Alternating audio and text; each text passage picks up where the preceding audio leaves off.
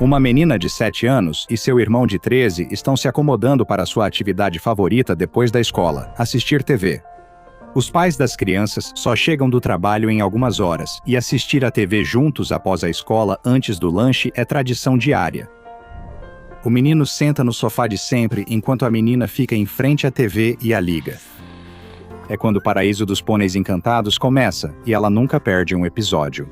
O irmão dela preferia ver outra coisa, mas gosta de vê-la feliz, então sempre deixa ela assistir os pôneis. Hoje, porém, ao sintonizar o canal certo, ela vê outra coisa passando. No lugar da música tema de Pretty Pony, toca uma música de circo na televisão. A menina observa enquanto as palavras coloridas Bobble, o palhaço, surgem na tela. Ei, isso não é Pretty Ponies, ela diz para o irmão, mas quando olha de volta, ele está dormindo. A menina não fica feliz, mas resolve dar uma chance ao novo programa.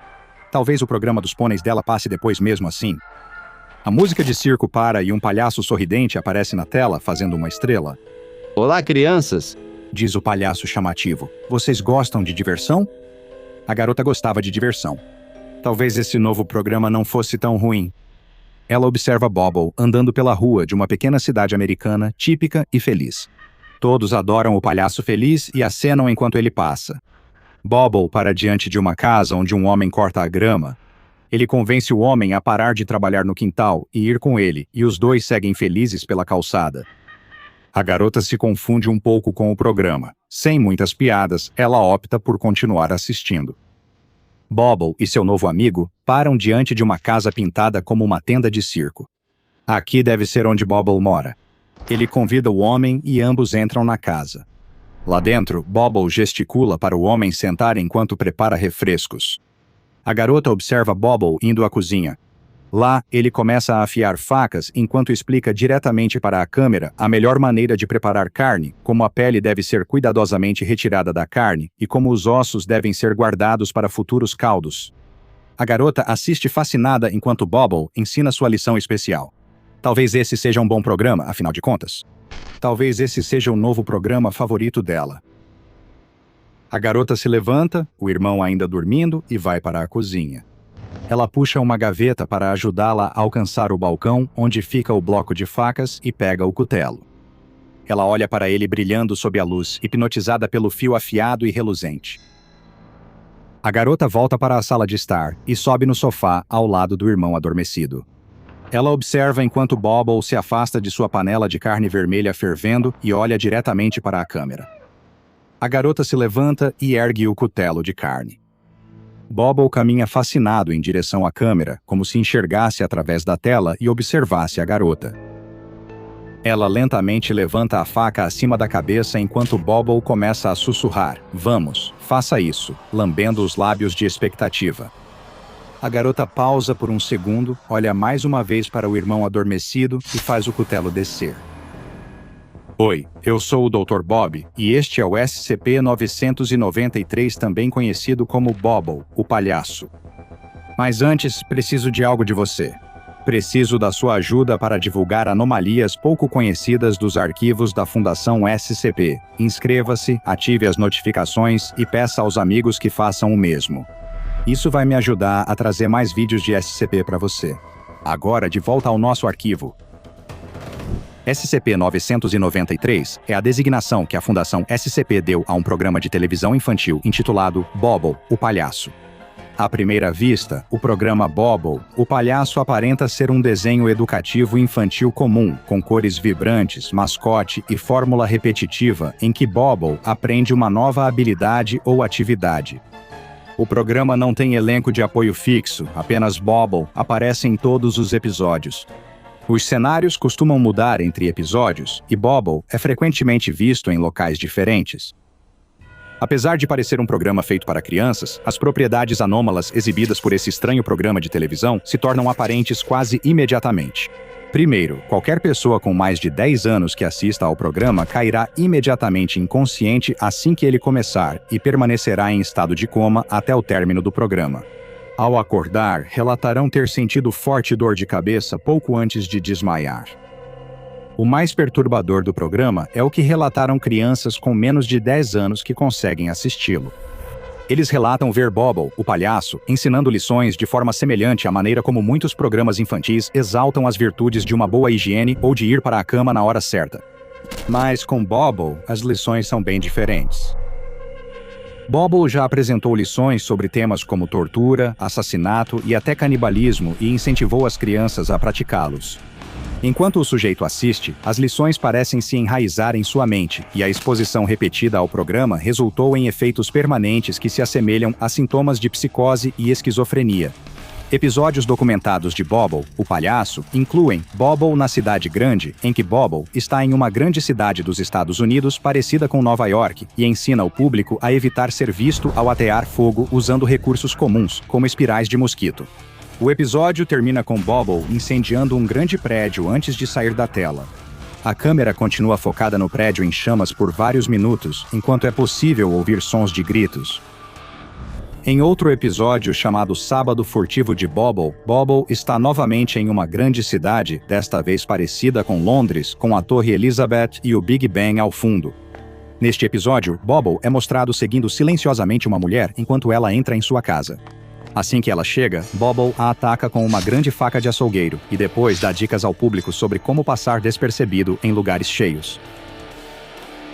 Bobble descobre a verdade e encontra o palhaço em um campo de prisioneiros de guerra, onde tortura um soldado capturado com perguntas sem sentido que ele não consegue responder. Isso continua até que o prisioneiro morre, após o que Bobble detalha métodos para infligir ferimentos dolorosos, mas não letais. Bobble odeia. Você é um dos episódios mais perturbadores dos que foram documentados e consiste em Bobble sentado sozinho em uma sala vazia, encarando o espectador em silêncio e com raiva por 30 minutos inteiros.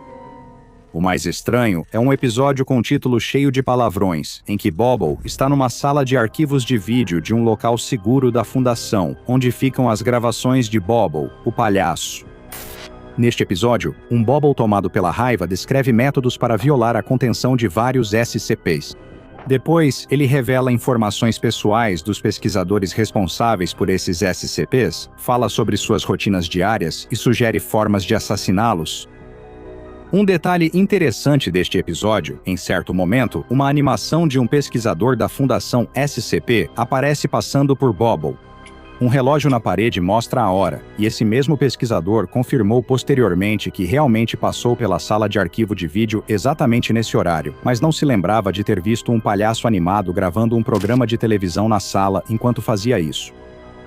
Episódios de Bobble, o palhaço ainda são transmitidos de fonte desconhecida, mas futuros devem ser interceptados pelo protocolo Upsilon-Beta 3 para impedir que o público os veja. Transmissões são gravadas nos arquivos da Fundação, e para pesquisar a anomalia, apenas sujeitos com menos de 10 anos podem assistir.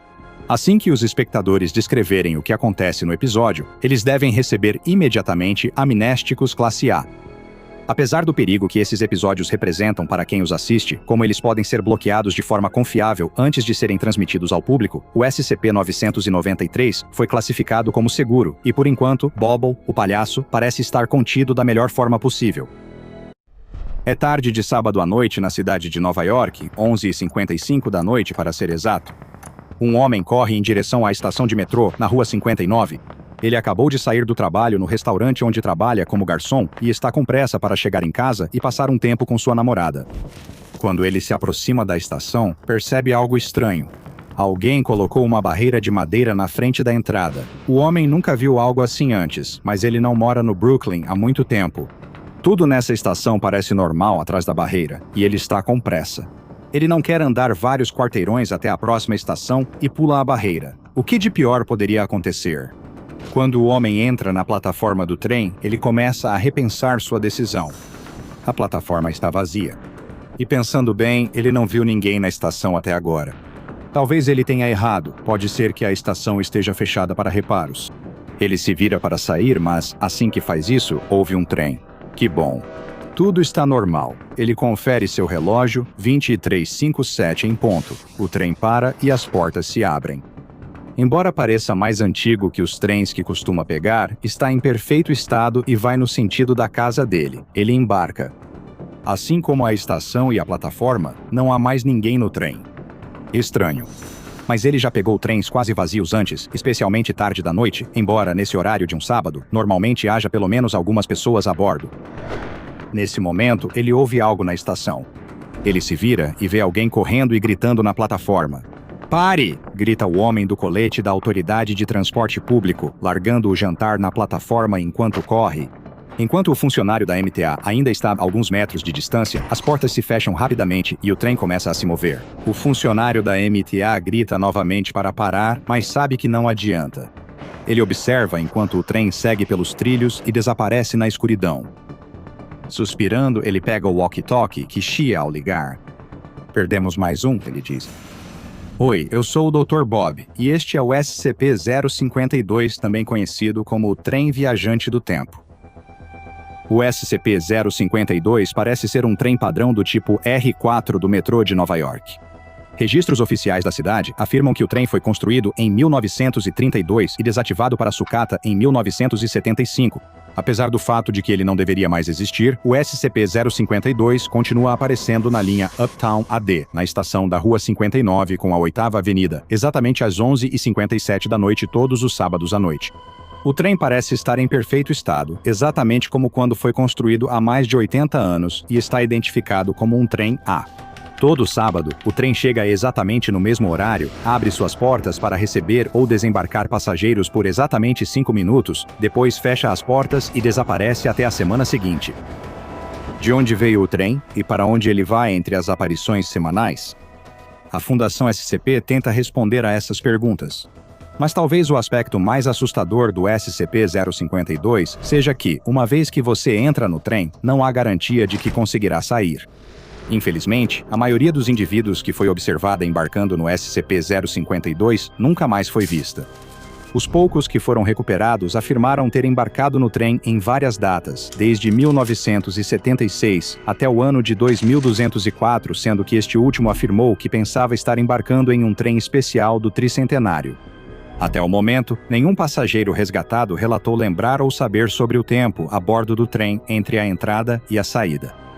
Qualquer passageiro avistado desembarcando do SCP-052 deve ser imediatamente levado ao sítio 21 para interrogatório, a fim de determinar sua origem e avaliar se representam alguma ameaça à linha temporal atual. A Fundação tem obtido grande sucesso ao administrar amnésticos classe A aos passageiros que chegam do passado e reintegrá-los à sociedade.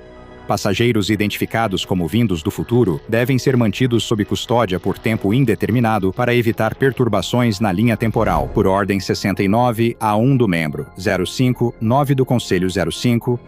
Atualmente, 26 passageiros recuperados permanecem no sítio 21 sob essas condições, sem procedimentos para sua liberação segura à sociedade moderna ou teorias viáveis para devolvê-los ao seu tempo de origem.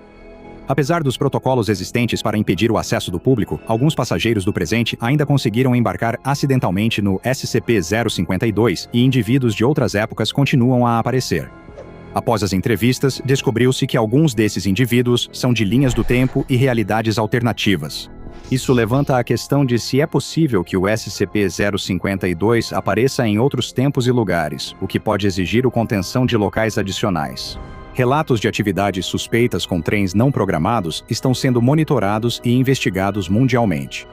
Após a descoberta inicial, diversos testes foram feitos para compreender melhor o trem anômalo e o que ocorre quando ele não está mais visível.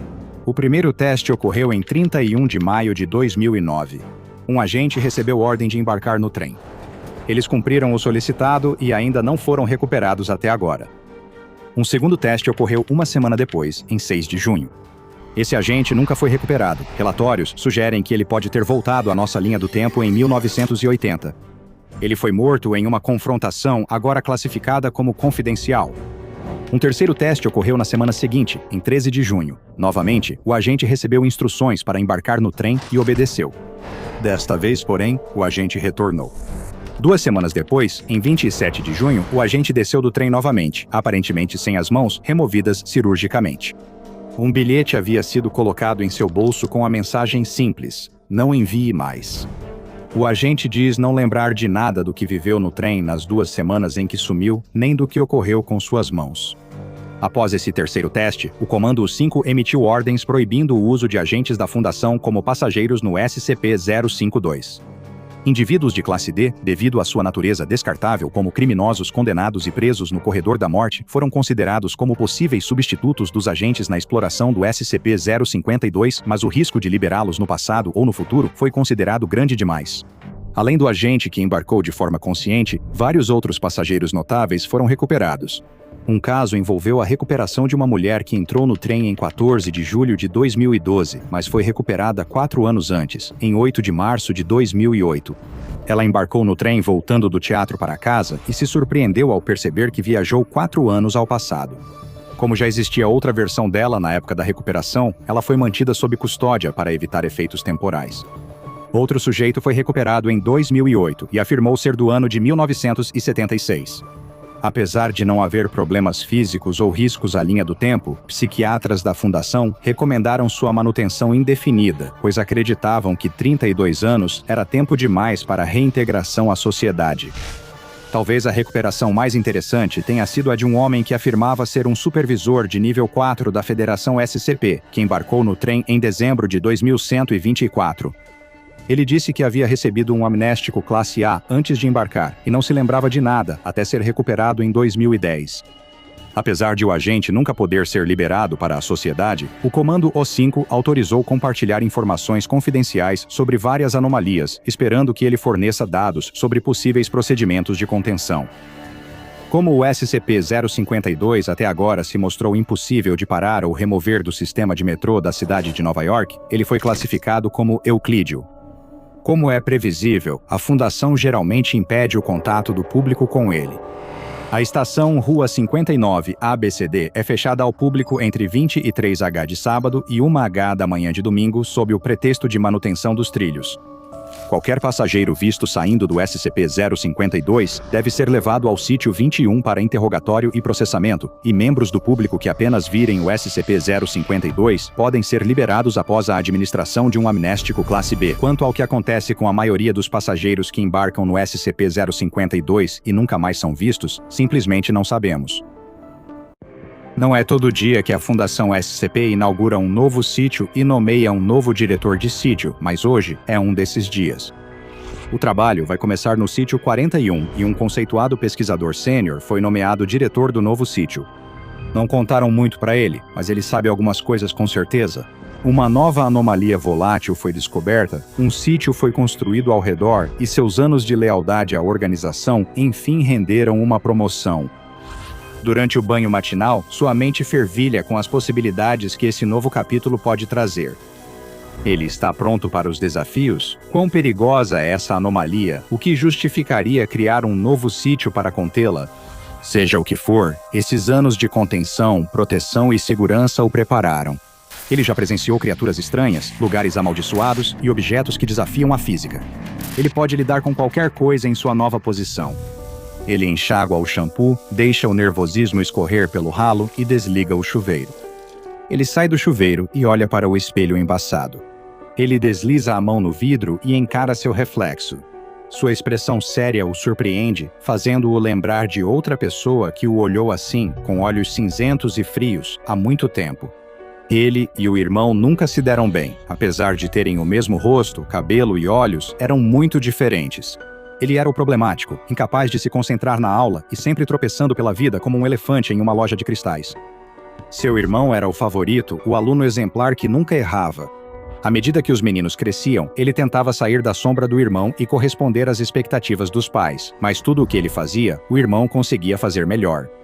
Ele entrou em uma ótima faculdade e o irmão em Harvard. Ele conseguiu um emprego, mas o irmão conseguiu um melhor. Ele comprou um Honda e o irmão, um Mercedes. Ele se apaixonou por uma garota e o irmão se casou com ela. Parecia que ele nunca conseguiria se firmar sozinho, sendo apenas uma versão inferior de um homem perfeito, um pequeno homúnculo desagradável, ostentando a efígie de algo maior do que ele mesmo. Na noite do casamento do irmão, o ressentimento finalmente veio à tona. Ele lembra da noite em fragmentos, uma palavra dura, o quinto drink, uma taça de champanhe quebrada. O irmão dele disse algo que passou dos limites, que machucou demais. Sem pensar, ele o empurrou um pouco forte demais. Ele viu o irmão cair, viu a cabeça dele bater no canto da mesa, e então ele ficou imóvel. Silêncio. Ele pensou em se entregar, mas então outro pensamento lhe ocorreu. Por que destruir dois futuros? O irmão dele se foi, não havia retorno. Ele deveria passar a vida toda na prisão por um erro trágico? Não parecia justo. Em vez disso, ele planejou. Pela primeira vez, ele agradeceu pelas semelhanças com o irmão, como a caligrafia. Ele falsificou um bilhete para a nova esposa do irmão, dizendo que não suportava mais as pressões da própria vida. Ele estava indo embora, fugindo para a Europa para começar uma nova vida com um novo nome e deixando todos os seus antigos laços para trás. Ele colocou o corpo do irmão, tão parecido com o seu, dentro de uma mala. Ele foi até a floresta onde eles já haviam se perdido na infância. E ele enterrou tão fundo que ninguém encontraria. Ele jamais esqueceria como se sentiu naquela noite, trabalhando na floresta escura, o rosto sujo de catarro e lágrimas, enquanto cavava repetidamente até abrir um buraco para enterrar a mala com o corpo mutilado do irmão. Cada pá de terra que escondia seu pecado parecia mais pesada que a anterior. O que ele tinha feito? Que diabos fez? Após o ato sombrio, as racionalizações já haviam suavizado as duras arestas do crime. Havia muitos motivos para isso estar certo e ser justificável. Foi claramente um acidente. Mas o irmão dele também não merecia, por ter ostentado a vida perfeita dele todos esses anos. E quem era agora o pedaço inútil de carne morta? A balança se equilibrou novamente. Ninguém jamais saberia o que ele fez, exceto ele mesmo, quando via seu irmão no espelho, relembrando sua maior vergonha, por mais que tentasse esquecer. Mas esse momento já passou há muito tempo. Ele retorna ao presente, se recompõe com água fria no rosto. Ele deixa as lembranças de lado e se prepara para o trabalho. Ao chegar à instalação, ele se choca com o que vê. É um castelo, grandioso e imponente, mesmo que os anos não tenham sido muito gentis com ele. A fundação não construiu a estrutura, mas agora está instalada lá. Sua recordação o fez se atrasar, e ele ainda nem teve a chance de revisar sua papelada. Mas se você é diretor da instalação, atrasar um pouco importa? Você é o chefe e o manda-chuva. A festa só começa quando você chega. Só de pensar já basta para encher seu peito de orgulho. Ele vai ter que pedir para alguém atualizá-lo, algum subordinado ansioso que não se importe de explicar o básico sobre a nova instalação e o que eles vieram estudar aqui. Um jovem assistente de pesquisa se aproxima apressado, segurando uma prancheta e vibrando de energia. Ela claramente não trabalha aqui há muito tempo. Ainda há um brilho nos olhos dela. Ele pensa consigo mesmo. As coisas que você vai ver aqui logo vão apagar isso, minha querida. A assistente de pesquisa o conduz para dentro do castelo, cujas entranhas foram arrancadas e substituídas por tecnologia moderna e elegante. Uma escadaria de pedra foi substituída por uma fileira de elevadores e bustos de mármore foram trocados por câmeras de segurança e monitores. Eles entram no elevador e a assistente aperta o botão para o andar mais baixo. Eles descem para as entranhas do castelo, para o ventre da grande besta. Com um ding, as portas abrem e eles saem. O ar aqui embaixo tem um cheiro peculiar, mofado e pesado, com um toque metálico acentuado de sangue seco.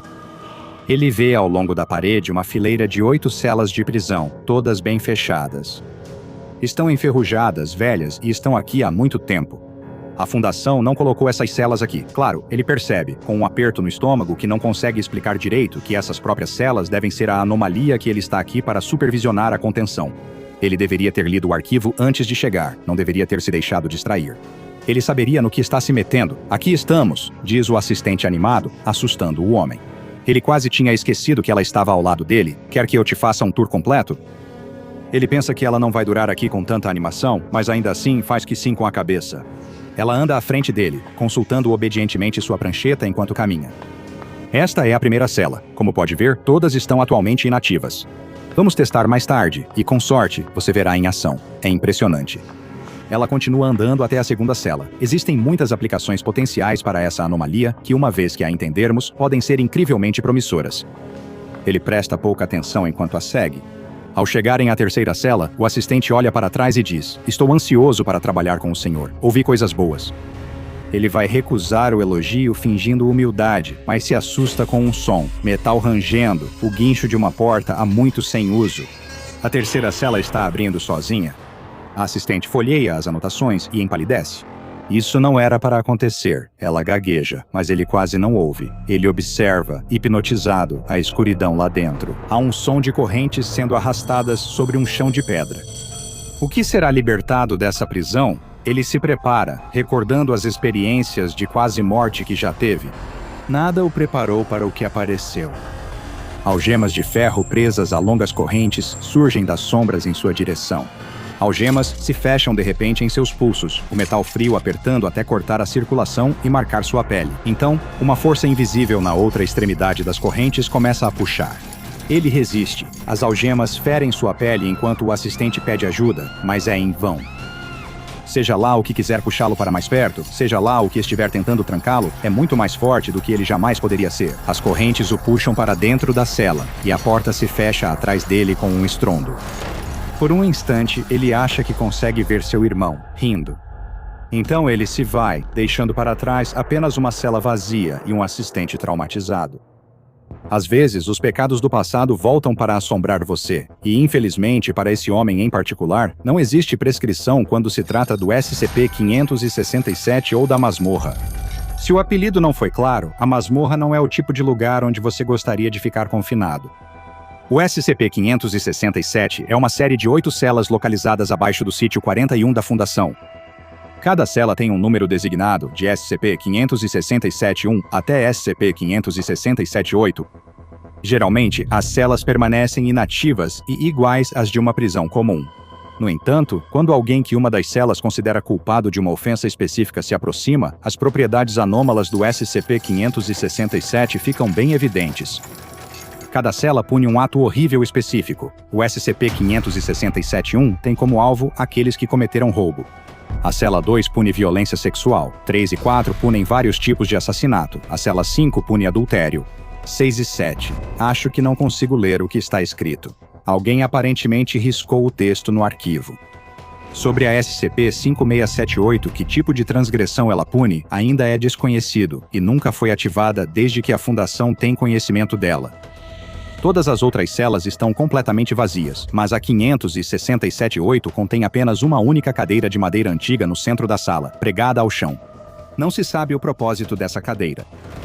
Quando um indivíduo que cometeu um dos atos mencionados fica a até 2,5 metros da porta da cela correspondente, um par de algemas dispara de dentro da cela, aparentemente se materializando do nada. As algemas se prendem aos pulsos, arrastam o indivíduo para dentro. A porta da cela desliza até se fechar e tranca sozinha, e tanto o prisioneiro quanto as algemas somem. Vários pesquisadores compararam essa anomalia, tanto em sua função quanto em sua metodologia, ao SCP-1002 ou Demizadores, e ao SCP-2701 ou Confinamento Solitário Verdadeiro, sobre os quais já discuti extensivamente antes.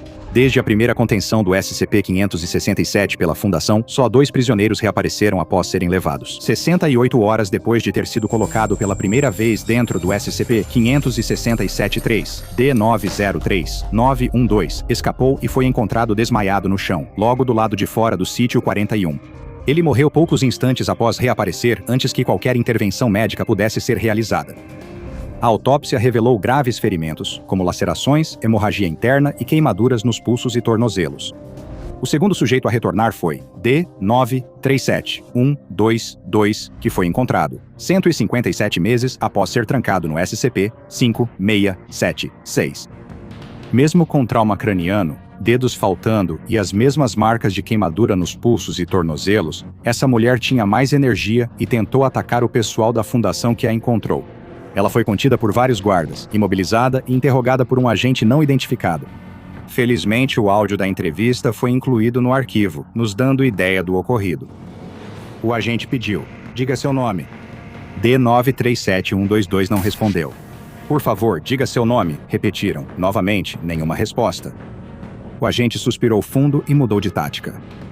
Sinto muito e quero ajudar, mas só podemos oferecer atendimento médico se você cooperar. Por favor, diga seu nome para registro. Finalmente, o Classe D respondeu com um surto intenso. Meu nome? Quer saber meu nome? Dane-se o meu nome. Não existe nome. Não existe nada. Mas existe sim. Eu escapei, tirei o metal. O áudio estava tão corrompido que não entendi o que foi dito. Depois que a interferência some, D-937-122 pode ser ouvido gritando: eu deveria estar livre, me deixa ir. Ela lutou ao tentar fugir da custódia. O agente então respondeu tentando acalmar a Classe D. Peço desculpas, mas agora temos a oportunidade de... Dane-se a sua oportunidade. Não existe oportunidade. Só existe a fuga. Você me chama de monstro. Talvez eu seja mesmo, mas os pesadelos... Ela por um instante começou a murmurar de forma ininteligível antes de voltar ao discurso normal. Comparado aos crimes deles, eu não fiz nada de errado. Nada mesmo. Eu não fiz nada de errado. Nada. A classe D ficou inconsolável. Ela já não conseguia falar de forma coerente, só soluçava. O agente tentou acalmá-la, mas ela continuou histérica. Após chorar muito, a classe D começou a ofegar, parecendo ter dificuldade para respirar. Ela segurou o peito e entrou em aparente parada cardíaca. O agente tentou realizar RCP, mas não teve sucesso, e após alguns minutos, ela estava morta. Após a entrevista, foi solicitada a autópsia, que revelou a causa aparente da morte. O corpo dela tinha pequenas perfurações e o laudo toxicológico apontou veneno desconhecido em seu sangue. Apesar de só 2 pessoas terem saído do SCP-567, não foram as únicas formas de vida orgânica que escaparam das celas da masmorra. De tempos em tempos, as portas de uma cela se abrem e uma entidade emerge. Essas criaturas recebem a designação SCP-567-9 e são sempre agressivas. Elas costumam não se encaixar na descrição de animais conhecidos, parecendo criaturas desconhecidas. Quando uma instância do SCP-567-9 escapa da cela, tenta sair da masmorra e atacar tudo em seu caminho. A primeira instância do SCP-567-9 vista pela Fundação era uma criatura quadrúpede com cerca de 2 metros de comprimento. Ela andava sobre 4 patas, mas tinha mãos humanas nos membros dianteiros, com polegares opositores e mobilidade para operar máquinas. Extremamente inteligente, usou essa inteligência para eliminar 14 agentes da Fundação antes de ser contida. Os detalhes do SCP-567-92 foram removidos de qualquer documentação oficial. Pelo arquivo, deduzo apenas que 9 funcionários morreram após seu surgimento, e um agente envolvido na contenção solicitou e recebeu acompanhamento psicológico pelo que vivenciou durante o processo. Então, seja lá o que ele encontrou, não era nada bom. Durante uma rodada de testes rotineiros com SCP-567-4, enquanto a porta da cela estava aberta, uma instância do SCP-567-9 apareceu, atacando e matando o pesquisador que liderava os testes. A entidade não foi contida, mas, após 7 vítimas, foi atraída de volta para sua cela original. Nesse momento, a cela acionou seus grilhões e a criatura foi puxada de volta para dentro. A instância mais recente do SCP-567-9 surgiu quando a porta do SCP-567-7 se abriu e fechou espontaneamente. Isso foi observado nas imagens das câmeras de segurança, mas nenhum dos seguranças que monitoravam o vídeo conseguiu ver algo saindo da cela. 2 semanas depois, um agente designado para a masmorra foi achado morto em casa, ainda na cama.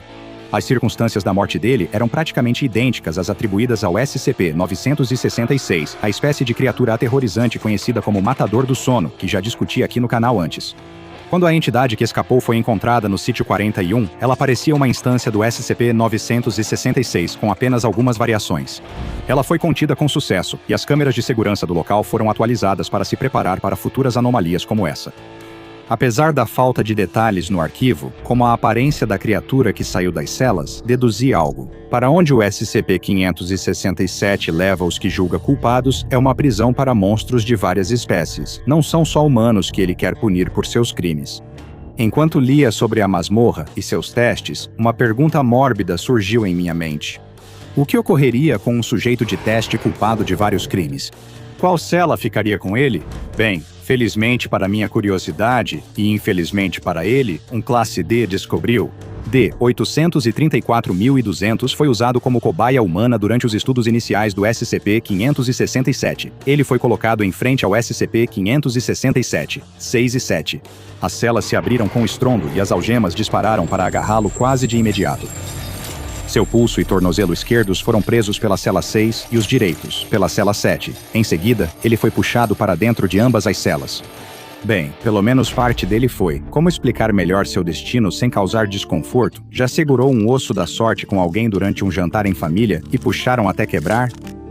Foi mais ou menos assim. O Instalação 41 da Fundação SCP foi estabelecido no castelo abandonado que contém o SCP-567 para evitar que qualquer civil o encontre. A entrada da masmorra fica selada o tempo todo e as portas das celas são vigiadas por câmeras de segurança.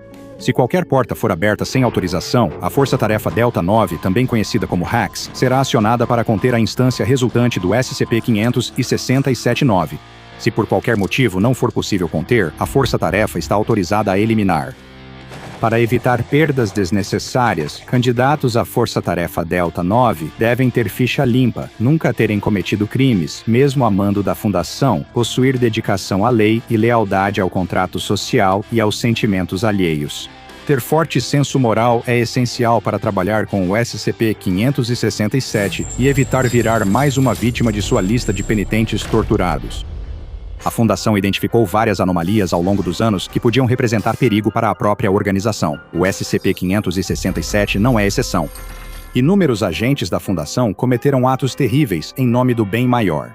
Eles mentiram, roubaram e até mataram para proteger e conter os segredos trancados em arquivos e atrás de paredes fortemente vigiadas. É necessário ter cuidado com a masmorra, mesmo que alguém considere justificáveis seus pecados passados. Afinal, não há chance de alegar sua inocência quando a própria prisão que planeja te manter é também o juiz, o júri e o carrasco. Como podem ver, isso coloca toda a nossa compreensão do nosso lugar no universo em desordem, diz o astrônomo enquanto apresenta animadamente seu argumento a um painel de conselheiros idosos e supostamente eruditos.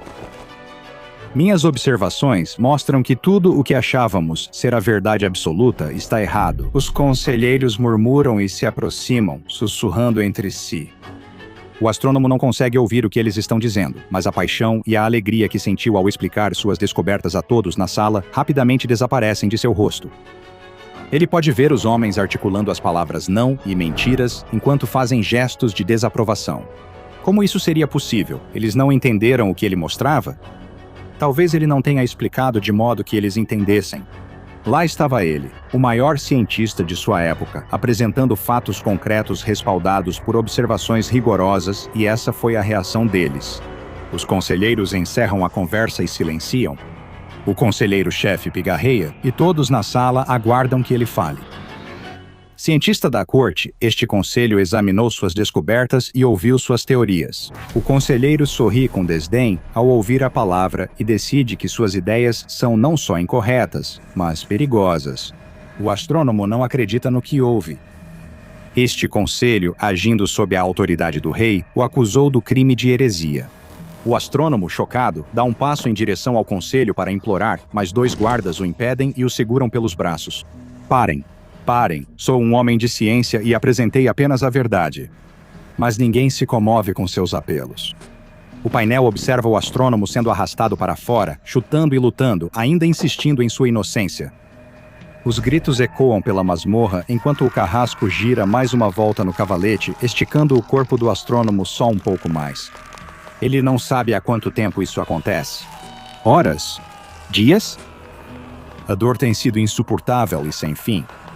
Ele fecha os olhos, tentando escapar da tortura, se refugiando em sua mente, mas leva um tapa no rosto e é trazido de volta à realidade da sua situação. Em pé na frente dele está o conselheiro-chefe, o mesmo que o sentenciou a esse tratamento desumano. Você pode acabar com isso quando quiser. Basta se retratar do que diz e admitir que estava enganado, e tudo isso vai acabar. O astrônomo não sabe se, ao dizer acabar, querem libertá-lo ou matá-lo para pôr fim ao seu sofrimento. Não importava a resposta certa, ele não podia mentir. O astrônomo sabia a verdade, e nenhuma quantidade de dor, não importando o quão intensa fosse ou por quanto tempo o submetessem a ela, mudaria o que ele agora sabia. Decepcionado com a firmeza do astrônomo, o conselheiro sinaliza ao carrasco, que gira a roda do cavalete e estica o corpo do astrônomo até ele sentir que seus ossos podem se deslocar. Retrate-se! Grita o conselheiro, repetindo e elevando o tom conforme os gritos do astrônomo aumentam com a dor causada pelo carrasco ao girar cada vez mais o cavalete. O astrônomo fecha os olhos de novo. Ele está certo de que logo morrerá com o grande segredo que descobriu, sem poder compartilhá-lo com o mundo. De repente, o astrônomo nota o silêncio na sala. O conselheiro parou de gritar e o torturador parou de operar a máquina. O astrônomo abre os olhos e vê o conselheiro e o torturador reverenciando-o profundamente. Seu olhar continua subindo e ele vê o próprio rei parado na sua frente. O rei encara o astrônomo por aquilo que parece uma eternidade antes de simplesmente perguntar: é verdade? O astrônomo, com os membros ainda esticados no cavalete, consegue acenar com a cabeça e, com suas últimas forças, sussurra: é verdade. O rei sinaliza ao carrasco, que se levanta e começa a soltar o astrônomo das amarras. O conselheiro protesta, mas senhor, este homem...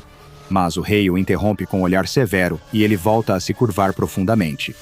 Mostre-me, diz o rei, enquanto o astrônomo se levanta, esfregando os ombros doloridos após ter os tendões e músculos forçados além do normal. O astrônomo abre a porta do laboratório e convida o rei a entrar. O cômodo é uma bagunça de papéis e equipamentos científicos reflete a mente ocupada e dispersa do homem que ali trabalha. O rei logo se aproxima de uma mesa com um grande pergaminho. Ele estende o pergaminho sobre a mesa e o examina, mas seu rosto não revela nenhum indício do que está pensando. É isso que você mostrou aos meus conselheiros? O astrônomo faz que sim com a cabeça. Gostaria de ver por si mesmo? O astrônomo aponta para a janela, onde um tubo de latão repousa em um tripé. O rei se aproxima do aparelho, mas não sabe como funciona. O astrônomo demonstra olhando pela ocular.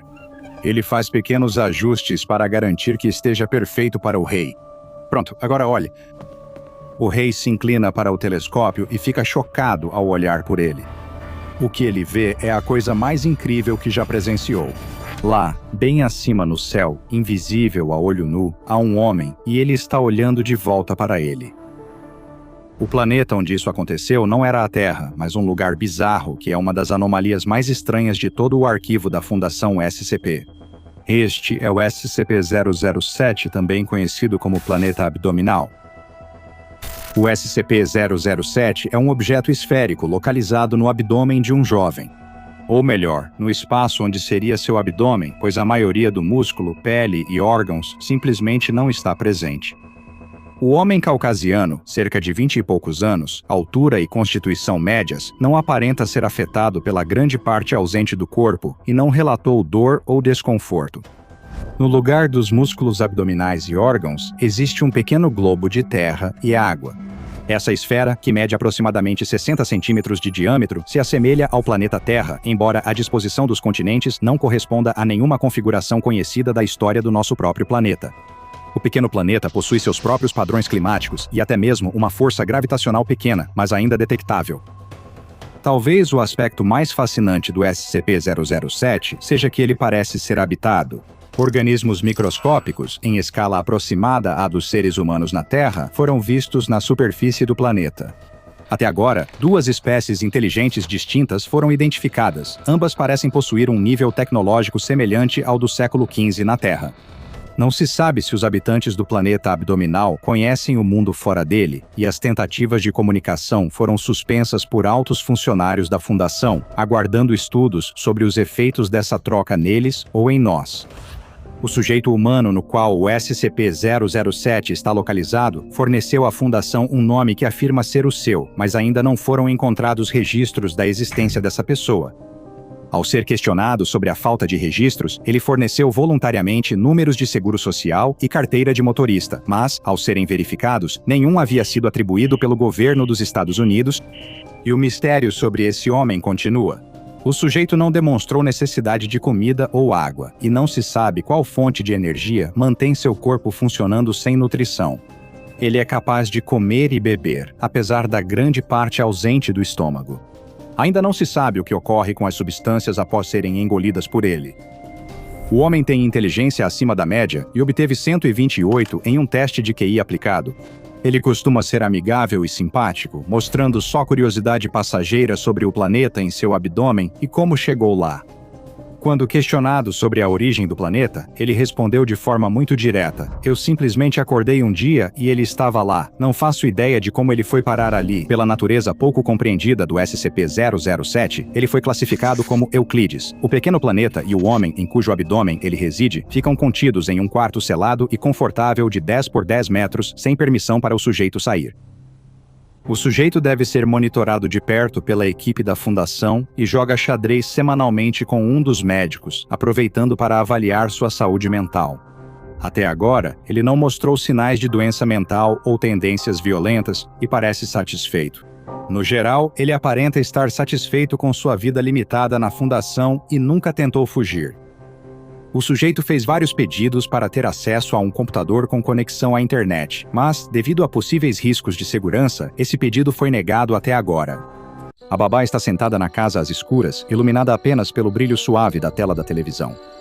Agora que a garotinha dormiu, a casa antes cheia de vida está estranhamente silenciosa e parada. Com dedos inquietos, ela troca de canal, pulando programas de culinária, um filme preto e branco e um documentário de pinguins. Nada chama sua atenção como ela precisa. Nada disso é uma distração adequada para o arrepio de ansiedade na nuca, para o jeito que suas palmas ficam úmidas e escorregadias de suor. Essa é a pior parte de todo o trabalho de babá. Os amigos dela discordam. Todos afirmam que o melhor momento do trabalho é à noite, após as crianças dormirem e antes dos pais voltarem. Este é o momento ideal de paz para convidar os namorados ou pegar um lanche extra da despensa. Mas enquanto os olhos dela acompanham a tela piscando, o canal de compras, os talk shows noturnos, tudo em que ela realmente consegue pensar é em como está sozinha nesse momento. O bairro é seguro. Ela sabe disso racionalmente, mas ainda assim o coração dispara sempre que os faróis iluminam o quintal fora da janela. Ela não consegue impedir que a imaginação dela corra solta com imagens de assassinos armados com facões observando através do vidro. Por que, ela pensa, sentindo um medo sem motivo, há tantas histórias assustadoras sobre babás? É sempre a babá recebendo uma ligação de um estranho ameaçador, falando com uma voz rouca e profunda. Você já foi ver as crianças? A babá é quem fica olhando para a estátua assustadora de palhaço no canto do quarto a noite toda, até ligar para a família para perguntar sobre aquilo e ouvir aquelas palavras aterrorizantes. Nós não temos uma estátua de palhaço. É inevitável, desde assassinos mascarados e lunáticos fugitivos, até as vozes suaves de crianças fantasmagóricas e a risada maníaca do demônio no armário ou debaixo da cama, esperando por uma nova vítima. Numa história de terror, a babá sempre é alvo. Ela estremece, lembrando que são só histórias de fogueira. Só porque uma babá é alvo fácil para um assassino fictício, não quer dizer que algo ruim acontecerá com ela esta noite. A criança dorme profundamente. Os pais chegam logo e sobrou macarrão com queijo na cozinha. Está tudo bem. Na verdade, está melhor do que bem. Ela respira fundo, inspirando e expirando. Mais uma inspiração. Mas antes que ela possa soltar o ar e relaxar, há um som. Um farfalhar na porta da frente. Ela fica tensa, prendendo a respiração. Talvez seja um guaxinim revirando o lixo, talvez seja só o vento. Mas então ela ouve, inegável e arrepiante, o som de passos de alguém indo de um lado para o outro lá fora. Ela segura o braço do sofá com tanta força que os nós dos dedos ficam brancos, sem se mover. Ela deveria acender as luzes? Não, pois assim saberiam que há alguém em casa. Quem quer que esteja à espreita do lado de fora da porta, agora está optando deliberadamente por não bater a porta, e ela não quer que saibam que ela está aqui. De repente, um pensamento lhe ocorre e lhe dá um aperto no estômago. Ela se lembrou de trancar a porta? O rangido do metal quase a faz gritar, mas ela tapa a boca a tempo. A abertura para cartas da porta da frente se abre. Algo pequeno passa pela abertura e cai no chão com um leve baque. Então, tão rápido quanto vieram, ela ouve os passos se afastando e volta a ficar sozinha no escuro. Ela espera e espera e espera, mas não há outros sons. Quem quer que estivesse lá já foi embora agora. Mas o que eles deixaram para trás? A babá vai na ponta dos pés até a porta, onde encontra a entrega estranha no chão. É um pequeno estojo de plástico contendo um único DVD sem identificação. Ela vira o estojo tentando achar alguma escrita que indique o que é, mas não encontra nada. Ela não conseguia explicar exatamente o que a fez caminhar até a televisão da família e colocar o disco no DVD player antes de se sentar para assistir ao que quer que houvesse no disco. Talvez fosse uma curiosidade mórbida ou aquele desejo insistente e avassalador de distração. Seja lá o que fosse, ela pegou o controle remoto, apertou o play e se preparou para o que poderia vir a seguir. A tela ganha vida com a imagem de uma jovem de vestido branco curto e salto alto, correndo por um corredor estreito. Sua boca está escancarada, seu rosto distorcido em um grito de gelar o sangue, mas não há som vindo da TV. A babá aponta o controle remoto para a televisão e aumenta o volume, mas nada sai das caixas de som, apenas silêncio. De algum modo, sem som, o grito é ainda mais horripilante, rígido e antinatural. Enquanto a mulher na TV corre, uma figura sombria a persegue virando a esquina. A babá ofega sem querer quando a figura avança no quadro. O que a persegue é uma boneca gigante, 3 vezes maior que a mulher de branco. Ela usa um vestido espalhafatoso de renda, com mangas bufantes e saia longa acolchoada. A boneca não deveria ser capaz de se mover do jeito que se move.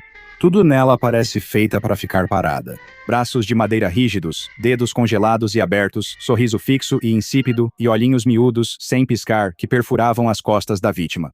Ainda assim, a boneca se move, suas pernas e braços se agitam, sua cabeça gira de um lado para o outro, acompanhando o caminho da mulher.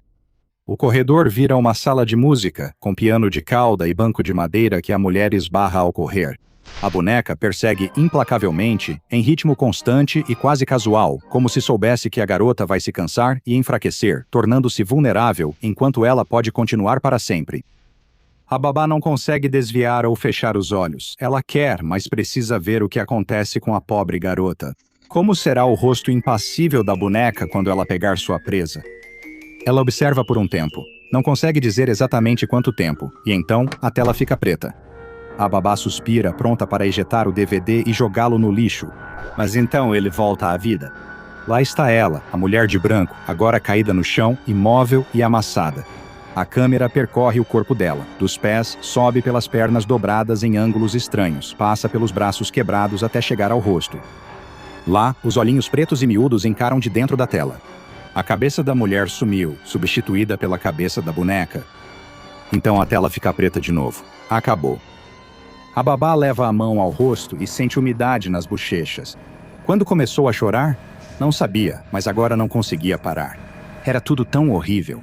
Pessoas perseguidas e mortas por bonecas gigantes ou transformadas em bonecas.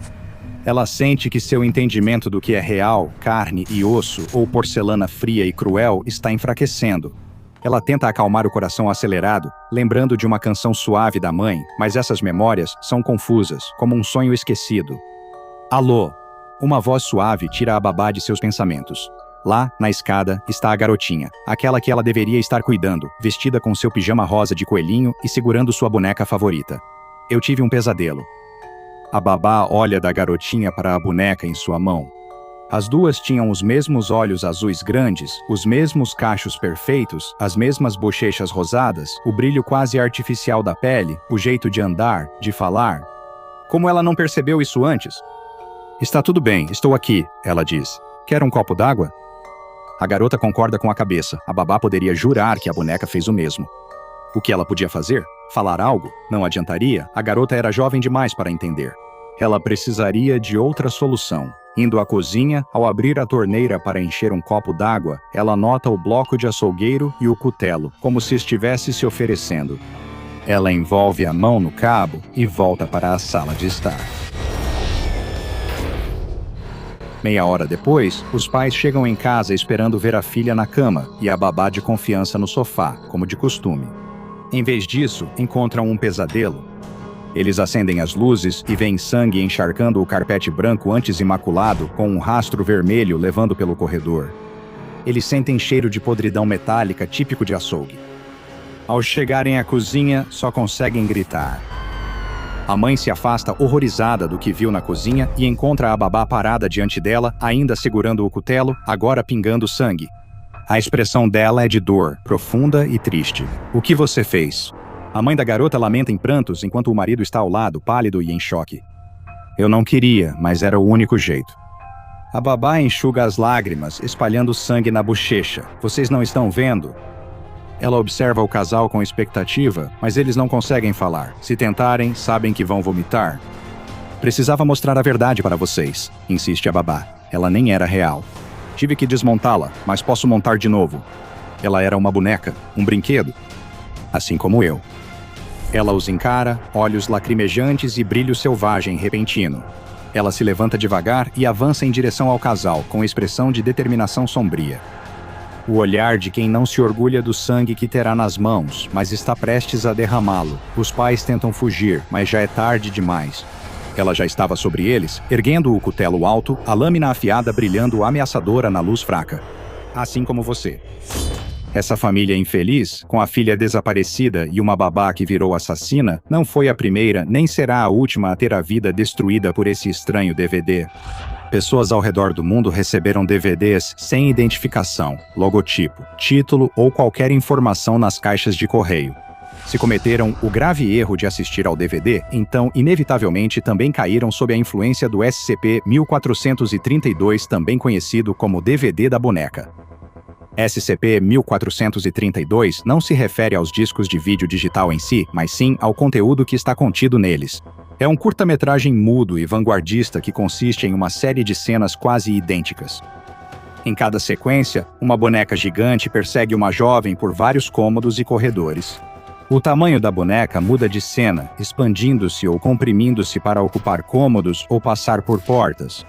Isso continua por 16 minutos até a cena final, uma imagem do corpo da jovem com a cabeça da boneca agora no lugar da sua própria.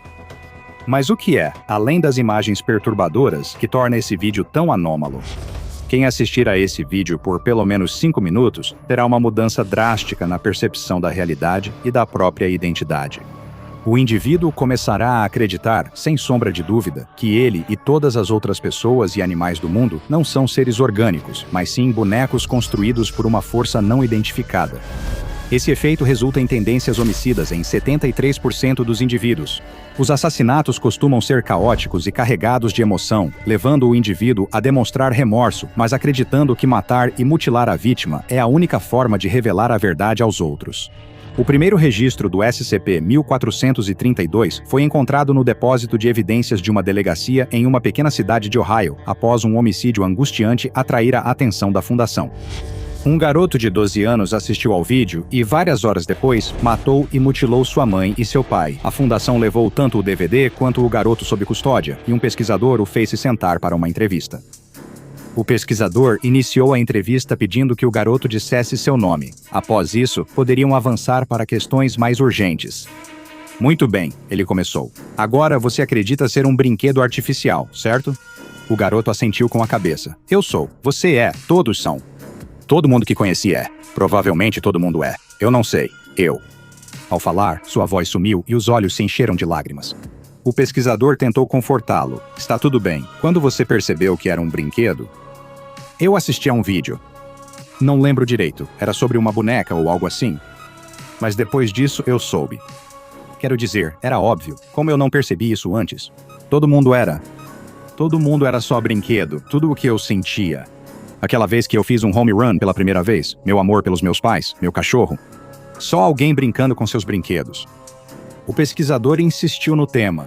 Mas se só pensou assim após ver o vídeo, não acha que ele pode ter influenciado seus sentimentos ou afetado sua mente? Ao ouvir, o garoto cerrou os punhos e ficou vermelho de raiva. Não. O autor do vídeo estava alertando as pessoas, entende? Ele descobriu e queria que outros soubessem, porque as pessoas precisam saber. Elas não merecem simplesmente existir só para que em algum lugar alguém dê uma boa risada ou algo assim. Tudo bem, eu entendo. Então, você tentou contar para seus pais sobre o que tinha descoberto? O garoto começou a tremer. As lágrimas que antes se acumulavam em seus olhos agora escorriam livremente por suas bochechas. Eu contei. Eles não acreditaram em mim. Eu continuei explicando para eles, mas eles simplesmente não entenderam. Eu tive que mostrar para alguém. Eu tive que avisar as pessoas. A única maneira era. Não podia ser simplesmente outra pessoa qualquer.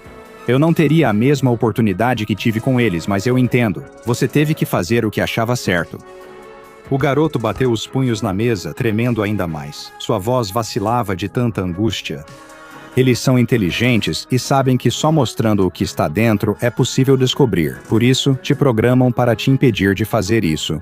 Eles dificultam tudo. Eram lembranças, mas eu precisava. O pesquisador estendeu a mão para dar um tapinha no ombro do garoto. Eu sei. Está tudo bem. O garoto chorou em silêncio e perguntou: Eu sou uma boa pessoa, certo? Eu tive que fazer isso. Eu realmente tive que fazer isso. O pesquisador lutou para segurar as próprias lágrimas. Você é uma boa pessoa. Vai ficar tudo bem, com o tempo. Eu prometo. O garoto foi levado de volta à sua câmara de contenção e recebeu um sedativo para ajudá-lo a dormir. O pesquisador logo pediu tratamento com amnésticos classe A para esquecer a conversa que tanto o perturbou. Seu pedido foi aceito e ele continuou trabalhando na Fundação SCP até o próximo encontro traumático. Todas as instâncias recuperadas do SCP-1432 ficam em um arquivo seguro na câmara de contenção, que também possui televisão e aparelho de DVD para uso nos testes. Nenhuma instância do SCP-1432 pode ser removida da sala sob nenhuma circunstância. Apesar da Fundação ter contido todos os DVDs de boneca encontrados, conter o SCP-1432 tem sido como tirar água de um navio que está afundando com baldes. Pode ajudar, mas as águas perigosas continuam subindo igual. Por causa dessa dificuldade em manter a contenção, o SCP-1432 recebeu a classe de objeto Euclid. A fundação só pode monitorar as comunicações policiais e observar homicídios ligados a DVDs. Se tal crime for relatado, a equipe de recuperação será enviada ao local para recuperar possíveis instâncias do SCP-1432. Esses DVDs suspeitos são testados em pessoal de classe D. Se os sujeitos começarem a falar sobre bonecas e sobre como as pessoas não são reais, os DVDs são imediatamente contidos. O esforço não termina aí. A era digital facilitou encontrar receitas, falar com entes queridos e piratear músicas, mas também permitiu que pessoas mal intencionadas compartilhem material nocivo com milhões de desconhecidos. Como o SCP-1432 pode causar grandes danos à população se viralizar, uma equipe especializada deve monitorar plataformas de vídeo online para qualquer ocorrência. Se algum for encontrado, deve ser deletado o mais rápido possível e o endereço de IP do usuário que fez o upload do vídeo deve ser rastreado. Atualmente, muito pouco se sabe sobre a origem do vídeo. Ainda não foi determinado quem fez o vídeo, com qual propósito, ou quem será selecionado para receber uma cópia em seguida.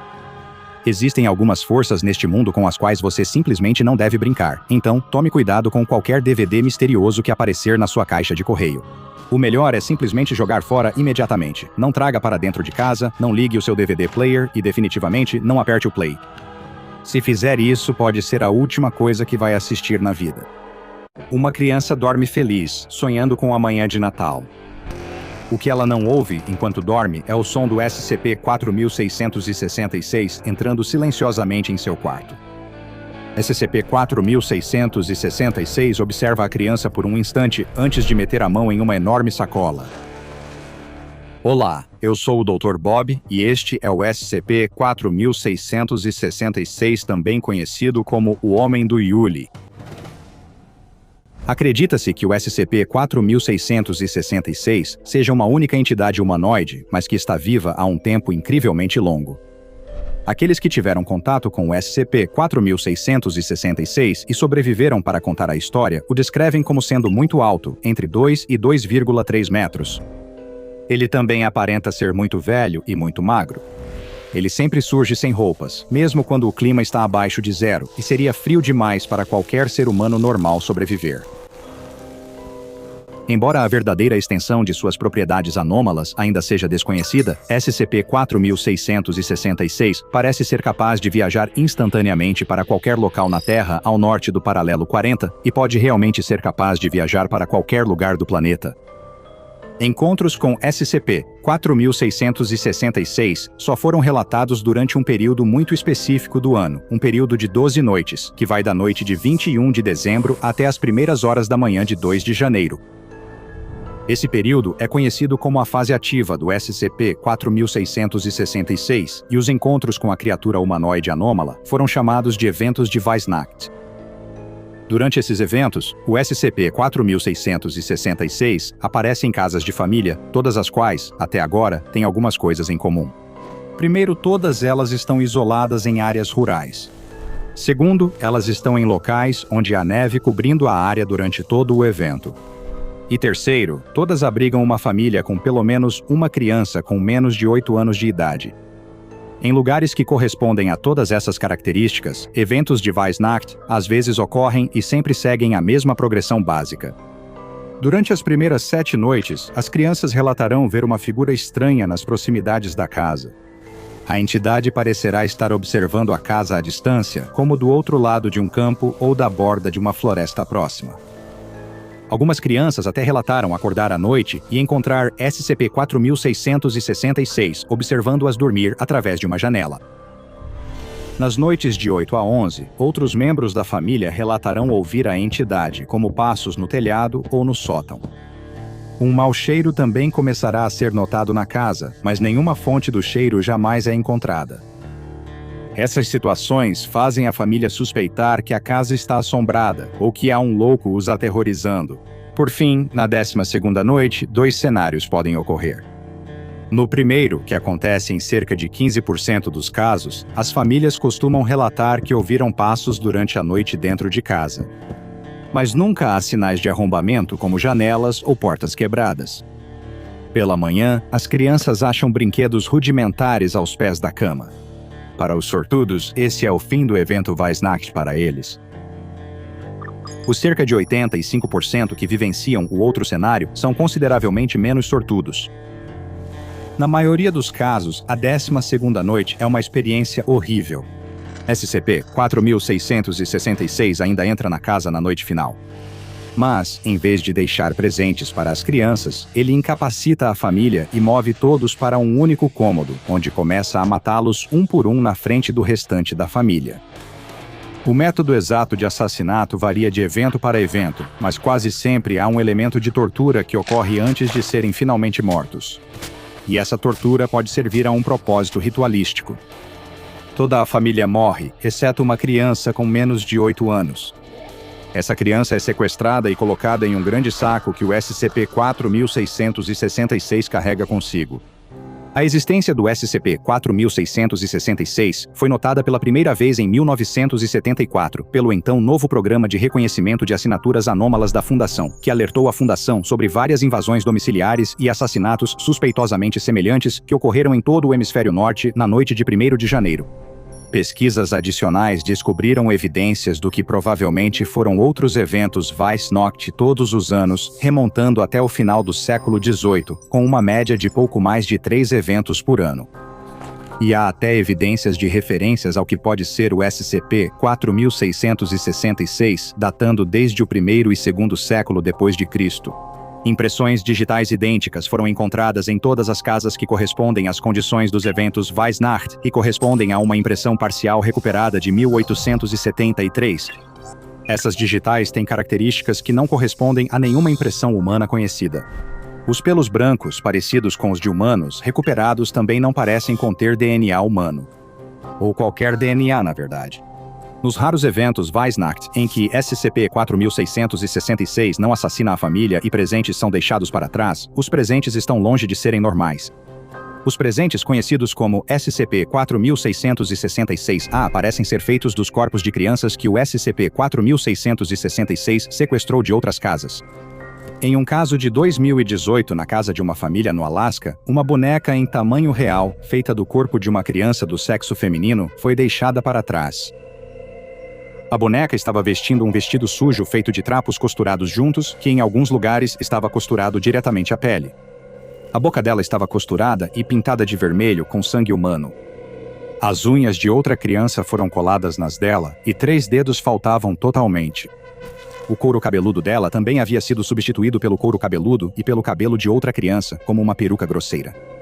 O pior de tudo, ambos os olhos haviam sido removidos e substituídos por 2 pedras que foram pintadas para parecer olhos. Mas o mais assustador era que a criança transformada em boneca, de algum modo, ainda estava viva.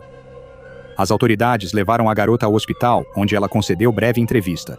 Ela contou que o homem que a sequestrou matou seus pais antes de colocá-la em um saco gigante com outras crianças. SCP-4666 levou as crianças para algum lugar bem abaixo da terra, em um sistema de cavernas cheio de gelo e ossos. Lá, elas foram forçadas a fazer brinquedos rudimentares até não aguentarem mais. Nesse momento, elas se tornavam brinquedos. A garota, agora conhecida como Ekaterina Morozova, havia sido sequestrada 2 anos antes em um evento conhecido como Weissnacht. Ela sobreviveu só 18 horas após ser encontrada. Uma autópsia revelou muitos ferimentos terríveis, e a causa da morte foi identificada como desnutrição grave e prolongada. SCP-4666 foi classificado como Keter e atualmente não está contido. A Fundação monitora o tráfego da web e canais das forças de segurança em busca de evidências de atividade do SCP-4666, especialmente eventos Vice-Enocht, como perseguições relatadas nas 12 noites ativas ou outros fenômenos estranhos em casas com crianças pequenas. Caso se suspeite que um evento Weissnacht esteja em andamento, a força-tarefa de contenção mais próxima é enviada para tentar conter o SCP-4666, utilizando os protocolos padrão de primeiro contato com humanoides, PDP-8. Até agora, nenhuma dessas tentativas de contenção foi bem sucedida.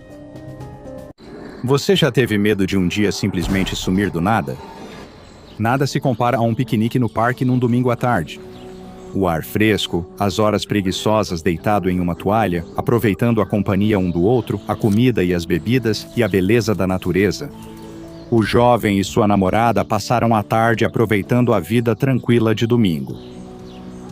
Agora o pôr do sol tingiu o céu de vermelho e laranja e o ar começa a esfriar, ficando menos agradável. Hora de guardar o que restou do piquenique e voltar para casa. Ele leva a manta, ela a cesta, ambos com uma mão livre para continuarem de mãos dadas. Eles retornam ao apartamento do jovem pelo parque, que fica cada vez mais vazio. É uma caminhada familiar, uma que eles fazem todo domingo há 1 ano desde que estão juntos, e eles a fazem no mesmo ritmo lento e tranquilo do piquenique. Não há pressa, não hoje. É para isso que servem as manhãs de segunda-feira. Agora só existe o pôr do sol, o parque e a mão dela na dele. O jovem vê um esquilo enterrando uma noz sob uma árvore próxima. Ele tenta apertar a mão da namorada para mostrar a cena adorável, mas ela puxa a mão da dele. Ela mudou de direção e foi até um par de bancos hipnotizada por algo ali. Ela pergunta com voz apavorada se ele viu aquilo. Estranho, ele não consegue ver nada fora do comum. A namorada insiste de forma perturbadora que viu uma luz estranha por um instante. Algo que desapareceu assim que apareceu, mas deixou uma impressão indelével. O jovem ri, desconfortável. Tem algo errado. Não sabe explicar o que é, mas os pelos da nuca estão arrepiados. Ele tenta retomar o assunto do esquilo. Ele se vira para apontar o esquilo de novo, mas ela continua fixada no que quer que esteja vendo e que ele não consegue enxergar. Ele sente um nó no estômago e pavor, enquanto seu corpo grita para sair dali o mais rápido possível. Ele tenta acalmar seu sistema nervoso para lembrar que não há perigo ali. Antes de se virar de volta para a namorada para sugerir que fossem logo para casa, ele ouve um leve baque de algo caindo na grama. Ele se vira e vê a cesta de piquenique caída no chão, largada ali de repente. Sua namorada não está em lugar nenhum. Ele chama por ela, mas não há resposta. É como se ela tivesse desaparecido no ar. Apavorado, o jovem vasculha o parque em busca de qualquer sinal dela. Mas além da cesta de piquenique, não há nada. Ele chama a polícia e registra o desaparecimento, mas pouco podem fazer, sem sinais de crime ou motivo para suspeitar de algo com ela. Ela simplesmente estava lá em um momento e no seguinte havia desaparecido. O jovem não dorme a noite inteira. Ele liga para o trabalho no dia seguinte dizendo que não vai, determinado a continuar sua busca. Se a polícia não pode ajudá-lo, ele vai ter que resolver as coisas por conta própria. Ele liga para os pais da namorada, mas eles não sabem dela desde sábado. Os amigos dela não a viram, não receberam mensagem e ela não foi trabalhar. Desesperado por respostas, ele retorna ao parque e anda de um lado para o outro onde ela sumiu, próximo aos bancos. Enquanto faz isso, ele ouve um som que faz seu coração vir à boca. A voz dela. Um sussurro, como se os lábios dela quase tocassem seu ouvido. Ela o chama pelo nome. Ela pergunta o que aconteceu. Ele não sabe o que dizer, se vira rápido procurando o rosto dela, mas ela não está. Será que é só a imaginação dele? Seu luto fazendo com que ele ouça, como uma alucinação, a voz que ele mais quer ouvir?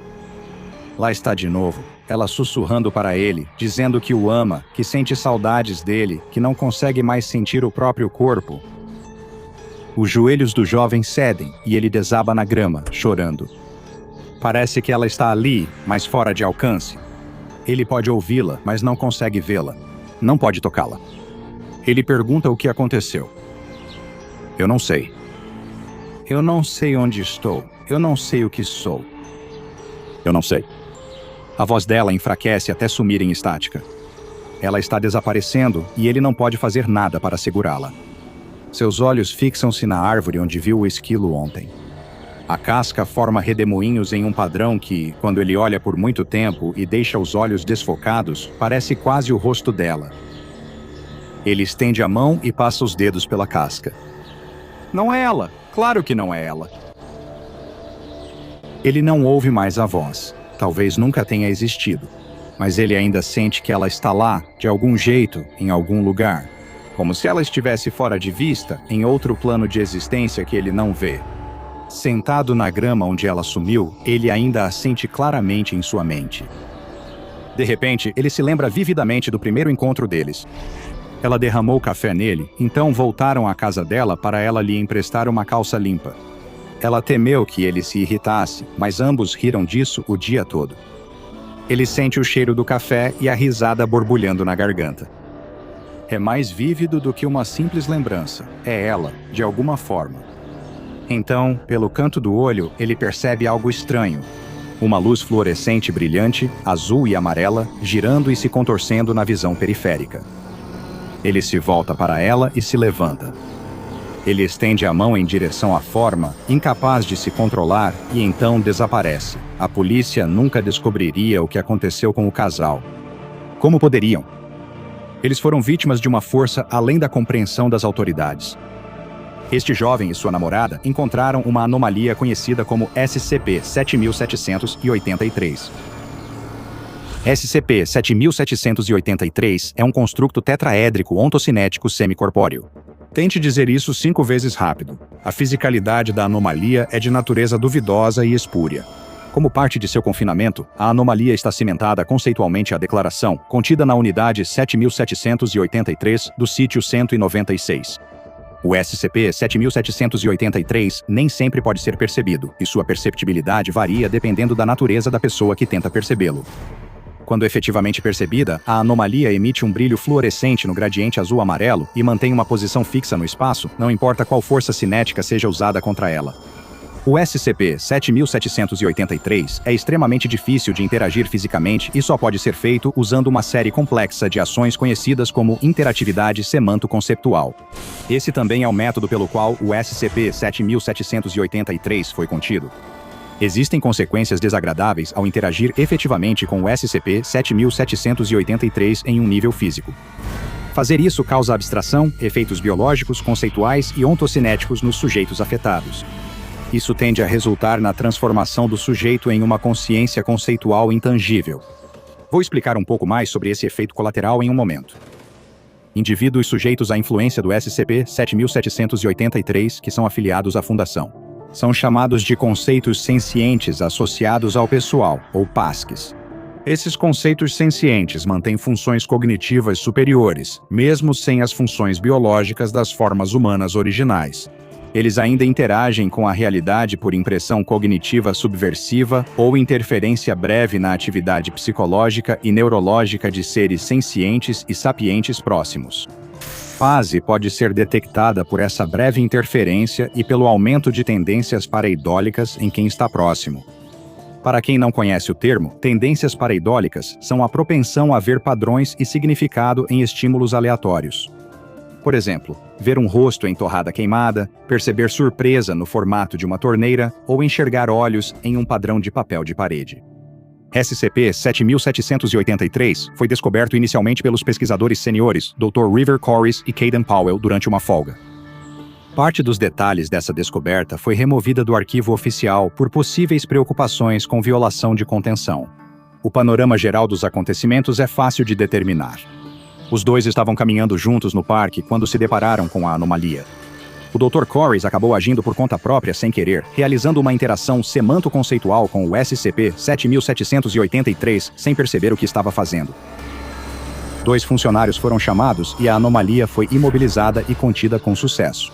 No entanto, durante o processo, a exposição do Dr. Corris acabou sendo excessiva e ele iniciou o processo de transição PASE. Caden Powell pediu que todas as entrevistas entre ele e o Dr. River Corris durante a transformação deste fossem retiradas do arquivo oficial do SCP-7783. Sem as entrevistas, resta apenas o relatório geral, que ainda traz uma visão importante do processo de transformação. 1 hora após a exposição aos efeitos do SCP-7783, River demonstrou coerência conceitual intacta e um sofrimento emocional agudo. Ele parecia saber o que ocorria com ele e sua incapacidade de evitar isso. Sua relação com sua forma física permanecia intacta, mas ele percebia o quão temporário esse estado era. Após um dia, a coerência conceitual de River havia passado de intacta para intermitente. Sua forma física permanecia intacta na maior parte do tempo, mas comunicar-se com o Dr. Powell tornava-se cada vez mais difícil. 1 semana depois, a coerência conceitual de River foi considerada espúria. Houve um aumento na influência subversiva cognitiva e suas funções biológicas começaram a desligar à medida que o corpo físico se tornava cada vez menos tangível. Após um mês, a forma biológica e física de River tornou-se completamente abstrata. O Dr. Powell observou um aumento na influência semelhante à do lobo parietal, vendo o rosto do homem perdido em tudo o que olhava, mesmo quando era impossível que estivesse ali. As folhas de uma árvore próxima, a casca em seu tronco, os postes do rio em uma poça d'água, tudo parecia um pouco com ele. Mas então Powell piscava e a imagem se perdia. O que mais tarde seria considerado a influência padrão do Pazzi começou a se manifestar na área, evidenciada por efeitos parietais semelhantes e uma impressão psíquica geral. Era mais comum perto do corpo de frutificação dissociado. Um ano após River ter encontrado o SCP-7783 pela primeira vez, ele foi completamente convertido em uma entidade abstrata. Sua forma física foi perdida e influências cognitivas subversivas eram observáveis. Mesmo longe do Pazzi, uma influência semelhante à pareidolia ainda afetava os indivíduos associados. O Dr. Powell foi o mais afetado, vendo o rosto de Rivers em todos os lugares. Isso aconteceu tantas vezes que ele buscou avaliação psicológica, mas foi confirmado que não tinha doença mental ou alucinação por luto. O aumento na busca por padrões e reconhecimento de rostos em estímulos visuais aleatórios era causado pela influência contínua do Pazzi de Rivers. Após o Dr. River Corey ser perdido para o SCP-7783, Caden Powell assumiu o papel de diretor provisório de contenção. Sua prioridade número 1 era determinar métodos que pudessem permitir a reversão dos efeitos do SCP-7783. Pelo que eu sei, nenhum desses métodos foi descoberto até agora.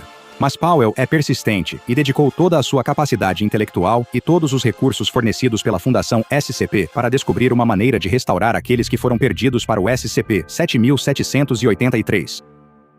Durante minha pesquisa sobre o SCP-7783, consegui acessar uma entrevista entre o diretor de pesquisa Caden Powell e o Classe D, número 78.990, realizada como parte de um estudo maior sobre impressões cognitivas subversivas do Pazzi. O objetivo deste teste era induzir uma impressão para abrir uma linha de comunicação com o Pazzi-01, anteriormente Dra. River Corey. Se o Pazzi-01 influenciasse a mente de alguém, essa pessoa poderia servir de condutor para Powell e River se comunicarem diretamente.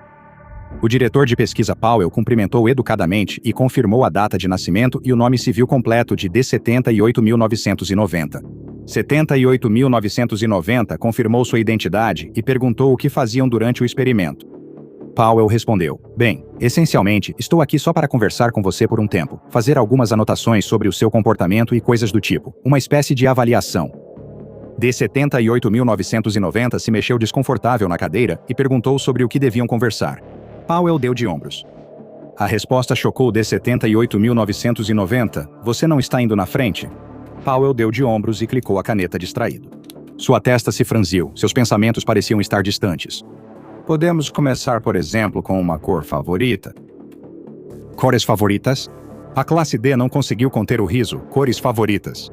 Achei que seria algo mais, sei lá, científico?" Powell suspirou. "Estou apenas monitorando seu comportamento, buscando sinais indicativos de..." D78.990 se endireitou na cadeira, cada vez mais ansioso. "Sinais de quê? Tenho câncer ou algo parecido?" "Não", Powell balançou a cabeça. "Esquece isso. Por que falar justamente de câncer?" Agora foi a vez de D78.990 dar de ombros. "Eu não sei. Meu pai faleceu disso há anos." "Que tipo?" "Câncer de pulmão, estágio 4. A conversa parecia menos uma típica entrevista de pesquisa da Fundação e mais como o início de um encontro desajeitado, aquele vai e vem, a dança de perguntas para se conhecer e respostas dadas pela metade. Powell ofereceu um gesto conciliador, numa tentativa de demonstrar simpatia. "Conheci alguém cujo pai morreu de câncer de pulmão. A gente já esperava por isso.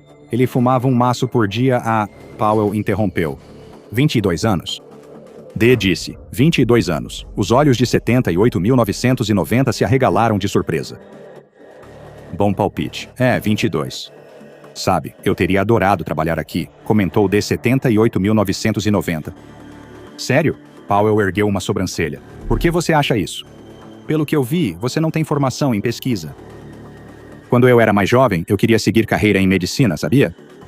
Powell assentiu com a cabeça. "Seria bom trabalhar aqui, em um lugar com verdadeiro propósito." Powell sorriu fracamente. "Sem dúvida, é melhor do que trabalhar com TI para um monte de velhotes." D 78.990 riu do comentário e Powell franziu a testa, confuso. Riff riria dessa piada. Ao ouvir a menção inesperada ao parceiro perdido, Powell estremeceu. "É mesmo?" D 78.990 assentiu. "Teria sim. Sempre detestei trabalhar em Locksley." Os olhos de Powell brilharam com nostalgia. Sim, eu me lembro. Lembro disso claramente. D78.990 riu junto, embora nunca tenha trabalhado com Powell e o Dr. Corey antes. Com certeza, foram tempos loucos, tempos loucos. Eu ficava tão irritado naquele lugar, levava a bronca pelas coisas mais idiotas, eu e ele. É verdade, Chris sempre foi muito rígido e tornava tudo um inferno. Ele era velho demais para trabalhar, por isso sempre ficava largado na mesa. Qual foi a piada sobre o nariz dele que você me contou? Agora estava falando das memórias do Dr. Corey em primeira pessoa. Qual delas? Perguntou Powell. Na noite depois do DNB? Aquela sobre ele parecer ter 8 e 80 anos ao mesmo tempo? D78.990 riu, jogando a cabeça para trás. Por favor. Deus, River chorava de tanto rir. Aquela foi a noite em que ele mais riu em muito tempo. Powell abriu um sorriso. Sim, lembro daquela noite. Foi incrível, só trocando piadas bobas e aproveitando nosso tempo juntos. Como se tivéssemos todo o tempo do mundo, tudo ficava melhor. A vida era perfeita. Powell suspirou. Os vizinhos não ouviram perfeita, comentou D. 78.990. Mas os vizinhos sempre reclamavam do nosso barulho. Powell balançou a cabeça. Bem, eu era barulhento. Barulhento. Isso era algo que ele gostava nele. D78.990 alternava entre a terceira e a primeira pessoa, às vezes falando sobre River e outras vezes falando como se River estivesse falando através dele. Ainda lembro da risada dele, lembro de tudo. D78.990 sorriu, nostálgico. Ele não sabia como levar aquilo a sério. Powell riu, um sorriso escapando de sua máscara de autocontrole. Bem, ele era assim mesmo. Sempre barulhento e cheio de energia, deixava toda a situação mais colorida. Fico me perguntando se esse tal de River ainda é assim, comentou D78.990. Ele ainda está por aí em algum lugar. Powell enxugou a lágrima. Ainda é a vida. De alguém? Festa. Quem é? Paul sentiu o estômago afundar. Era isso. A impressão sumira. Ele suspirou, recompondo-se. Ele não mostraria tristeza a esse estranho. Forçou um sorriso breve e educado. Deixa pra lá. E essa foi a conclusão da entrevista. D78.990 e Dr. Powell nunca haviam conversado antes da entrevista. Nem D78.990 jamais havia conhecido o Dr. River Corey. Ainda assim, com alguma intervenção anômala, os dois conseguiram compartilhar algumas memórias do homem e, por um momento, ele ainda era como antes, tangível, humano, vivo. Mas o momento foi passageiro, como são todas as impressões daqueles alterados pelo SCP-7783. Sobre os procedimentos de contenção, as instruções específicas para o cemento conceitual, ou ligadas à informação semântica de um conceito na realidade, a vinculação do SCP-7783 só são acessíveis a poucos especialistas selecionados. Qualquer membro designado para a área está estritamente proibido de pensar de forma hipotética, especulativa, fantasiosa ou íntima sobre o SCP-7783. Só consigo lidar com o assunto até esse ponto a uma distância segura e não recomendo que você se aproxime da área depois de saber tanto sobre a anomalia. Por sua natureza, amnésticos não bastam para tratar seu impacto na mente humana.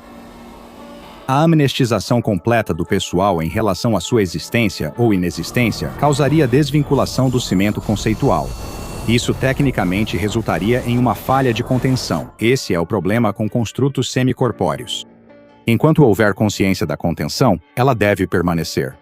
Se você está com um pouco de dor de cabeça tentando entender toda a situação, você não está sozinho. Embora amnésticos não sejam uma solução aceitável para o SCP-7783 e sua influência, medicamentos de bloqueio seletivo de pensamentos derivados de amnésticos classe C podem ser usados para induzir uma espécie de névoa cerebral deliberada, uma barreira que impede o indivíduo de pensar sobre o SCP-7783 de qualquer forma. Isso vai além das tarefas do confinamento e das operações diárias da Fundação. Era uma vez, nos primeiros dias da minha pesquisa, eu talvez dissesse que não acreditava em fantasmas. Como cientista, eu rejeitava o que não podia provar com dados empíricos. Mas agora, eu já vi, encontrei e aprendi sobre forças inexplicáveis demais neste mundo para continuar com a mesma opinião. Talvez as vítimas, e eu realmente acredito que sejam vítimas, do SCP-7783 não sejam fantasmas no sentido tradicional. Afinal de contas, eles não morreram. Seus corpos simplesmente se dissolveram. A consciência deles permaneceu de alguma forma. Não é isso que pensamos ao imaginar um fantasma?